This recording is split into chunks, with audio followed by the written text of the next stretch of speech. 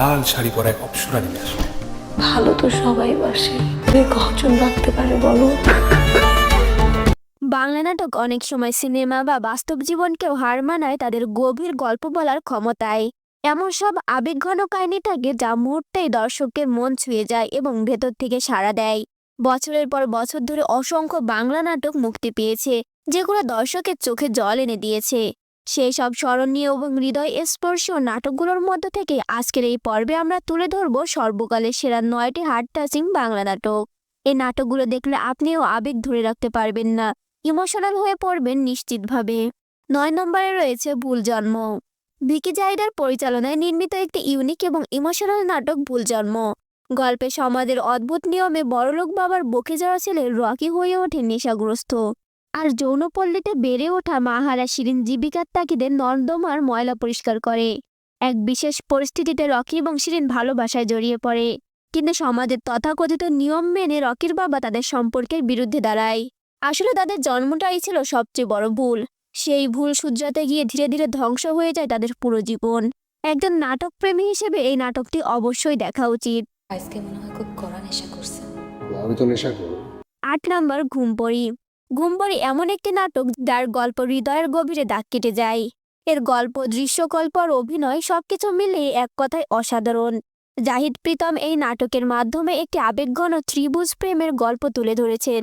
নাটকের গল্পে তানজিন তিশা ও পারস প্রীতম হাসানকে ভালোবাসে, যেখানে 3টি চরিত্র একে অপরের প্রেম এবং বেদনার মধ্যে আটকে পড়ে।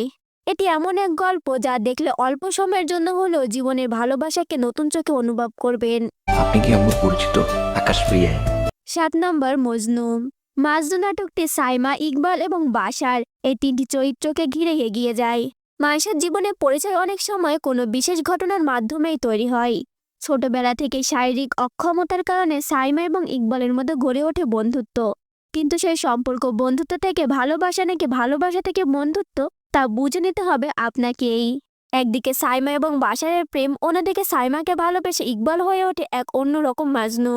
চিকন এই প্রেমের গল্পের পরিণতি কি?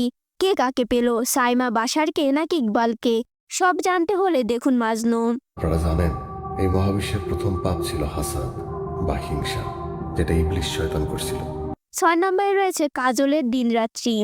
কাজলের দিনরাত্রি নাটকের গল্পের কেন্দ্রবিন্দু কাজল। বয়সে সে 24 বছরের একজন তরুণী হলেও আচরণে সে 8 বছরের শিশুর মতো।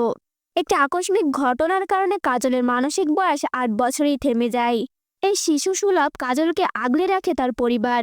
ঠিক তখনই কাজলের বোন রেখার জীবনে আসে শুভ্র, আর সেই সঙ্গে শুভ্রের উপস্থিতি শুরু হয় কাজলের জীবনেও। ধীরে ধীরে তাদের মধ্যে গড়ে ওঠে এক গভীর বন্ধুত্ব, কিন্তু কাজলের এই আনন্দ বেশি দিন টিকে থাকে না। সমাজের নির্মম বাস্তবতার শিকার হয়ে যায় কাজল, যার ফলে এই যুবতী কাজলের বয়স আর কখনোই বাড়ে না। হলুদ, অনেক অনেক হলুদ। নাম্বার 5, তোমাদের গল্প।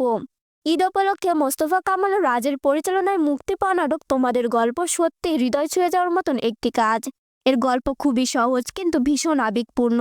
যারা একসময় গ্রামের ঈদের অনুভূতি পেয়েছেন তাদের জন্য এটি এক ধরনের নস্টালজিয়া। পারিবারিক মূল্যবোধ, সম্পর্কের টানাপোড়েন, পুরনো গ্রামে চিরচেনা সৌন্দর্য সবকিছু মিলিয়ে নাটকটি এক কথায় মন ছুঁয়ে যায়। তোমাদের গল্প শুধু একটি নাটক নয়, বরং এক টুকরো অনুভূতি। তোর বয়ফ্রেন্ড আছে?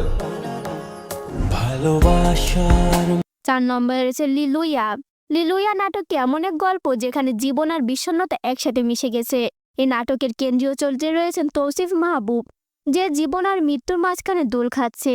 গল্প উঠে আসে মৃত্যুর সীমানার কাছ থেকে বলা লিলুয়ার কাহিনী।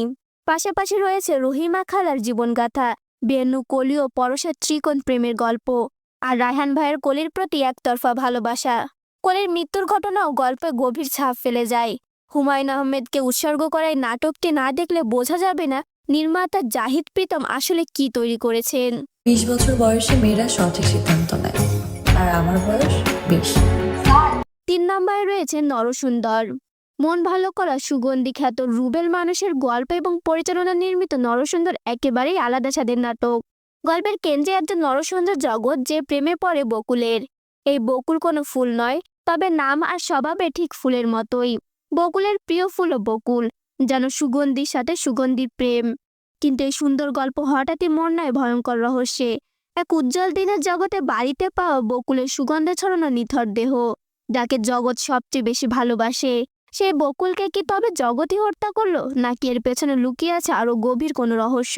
এই গল্পের আসল গ্রান্ট পেতে হলে আপনাকে নরসুন্দর দেখতেই হবে। 2 নম্বর, মেমোরি অফ লাভ। কেমন হতো যদি আপনি ভবিষ্যতের ঘটনা আগেই জানতে পারতেন? এটা কি ভবিষ্যৎ দেখার কোনো ক্ষমতা, নাকি অন্য কিছু? এই প্রশ্নগুলোর উত্তর খোঁজার পাশাপাশি একটি আবেগঘন ভালোবাসার গল্প তুলে ধরেছেন জাহিদ প্রীতম পরিচালিত মেমোরি অফ লাভ। শুরুতে গল্পটি কিছুটা সুপারন্যাচারাল ঘরোয়ানো মনে হলেও ক্লাইম্যাক্স টুইস্ট পুরো গল্পটাকেই যেন 180 ডিগ্রি ঘুরিয়ে দেয়। গল্পের উপস্থাপনা এবং স্ক্রিন প্লে শুরু থেকেই বেশ শক্ত, তাই কোথাও একঘেয়েমি লাগে না। আর শেষে সেই টুইস্টটাও বুঝিয়ে দেয় এই ফিকেশনের নাম কেন মেমোরি অফ লাভ। লাল শাড়ি পরা এক অপ্সরা নেমে আসবে, হাতে থাকবে লাল ছাতা। 1 নম্বরে রয়েছে চিরকাল। আজকের এই নাটকটির নাম চিরকাল। গল্পের কেন্দ্রে রয়েছে তিথি, এক তরুণী যিনি স্মৃতি সংক্রান্ত এক বিশেষ রোগে আক্রান্ত। তার স্মৃতি সর্বোচ্চ 5 থেকে 7 সেকেন্ড স্থায়ী হয়, এরপর সবকিছু ভুলে যায়। এই তিথির জীবন ঘিরে আছে তার প্রাইভেট মাস্টার আরফান নিশাও প্রতি ভালোবাসা। পরিবার ও সমাজ তাদের সম্পর্ক মেনে নিলেও নিয়তি যেন সবসময় তাদের বিপক্ষে।